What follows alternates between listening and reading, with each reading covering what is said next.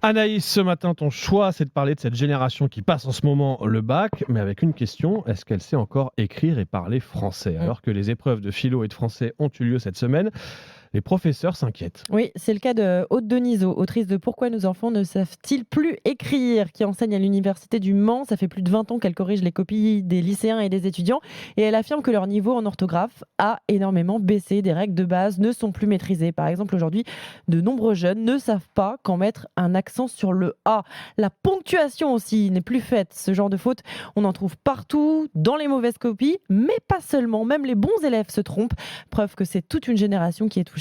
Une génération qui ferait peut-être bien se remettre à la dictée. Quel martyre que de devoir, virgule, à jeun, virgule, lire des récits de pique-nique extra, virgule, de l'IP sublime et d'Agape La dictée excellemment arrosée. de Pivot, de Bernard Pivot. Bon, il y a un problème d'orthographe, oui, mais aussi de vocabulaire. Ouais, Aude Denisot affirme qu'elle lit de plus en plus de phrases illisibles, que les jeunes écrivent un mot au lieu de l'autre, par exemple épique à la place d'hippique, balisé au lieu de dire banalisé, ou encore invoqué à la place d'évoquer.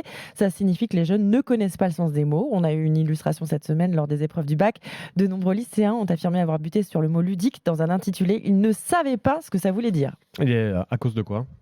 Du téléphone et au langage texto, mais aussi à la disparition progressive de l'écriture à la main. Aujourd'hui, les élèves sont de plus en plus nombreux à prendre leur ordinateur pour prendre des notes et ça les aide pas à se corriger. Quand tu fais des fautes, tout est souligné, tu n'as plus besoin de réfléchir, plus besoin de te relire.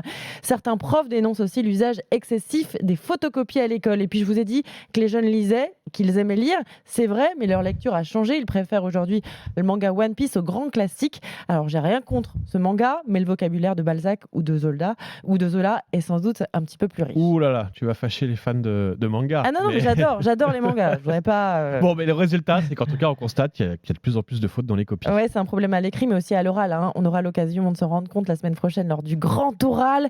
Mais il n'y a pas que ça, le manque de vocabulaire, les problèmes d'orthographe, ça nous suit toute la vie. Quand tu cherches un boulot, 8 recruteurs sur 10 écartent les candidats qui font des fautes. Et puis, ça peut même être un frein à une relation amoureuse sur les réseaux sociaux.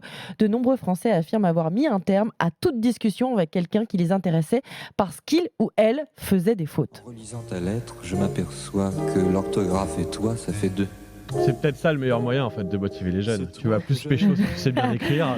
C'est peut-être un T'as bon moteur raison. pour se mettre à corriger ses fautes d'orthographe. On verra donc où est-ce que ça donne cette année à l'écrit et à l'oral avec ce grand oral dans cette nouvelle commence formule lundi, du ouais. bac. Ça commence lundi. On vous en parlera aussi dès lundi sur RMC.